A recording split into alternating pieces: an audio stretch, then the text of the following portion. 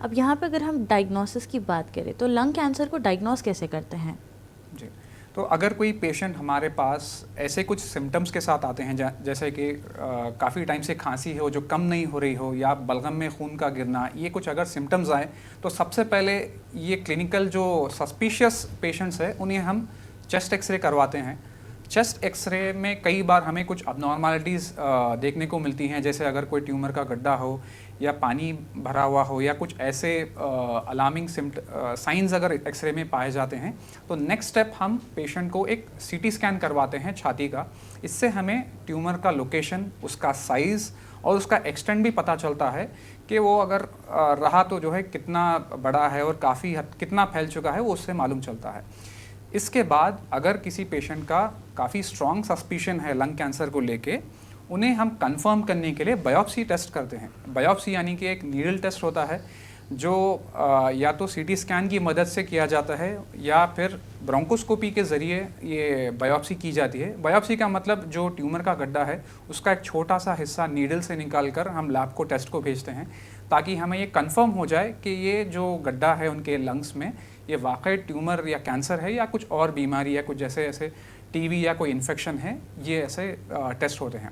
ये तो खैर बात हो गई कैंसर के कंफर्मेशन की। अगर एक बार पेशेंट का कंफर्म हो गया है डायग्नोसिस, यानी कि उन्हें वो ट्यूमर का गड्ढा कैंसर की वजह से पाया गया है, इसके बाद हमें कैंसर का स्टेज मालूम करना होता है। अब कैंसर का स्टेज मालूम करने के लिए पेशेंट को एक स्पेशल स्कैनिंग की जाती है जिन्हें हम फुल बॉडी पेट सीटी स्कैन कहते हैं। तो ये स्कैनिंग से हमें कैंसर का स्टेज का मालूम होता है, कैंसर कितना हद तक स्प्रेड हुआ है और कितने कितने बॉडी पार्ट्स कैंसर की वजह से मुतासर हुए हैं, ये हमें मालूम चलता है। अब कई बार यानी कि पेशेंट्स ऐसे होते हैं जिन्हें पेट सीटी के ज़रिए ब्रेन का उनका स्टेटस मालूम नहीं चलता है, यानी कि उनका ब्रेन का फंक्शनैलिटी या ब्रेन में कैंसर के कुछ इफ़ेक्ट्स कभी कभार मिस हो सकते हैं।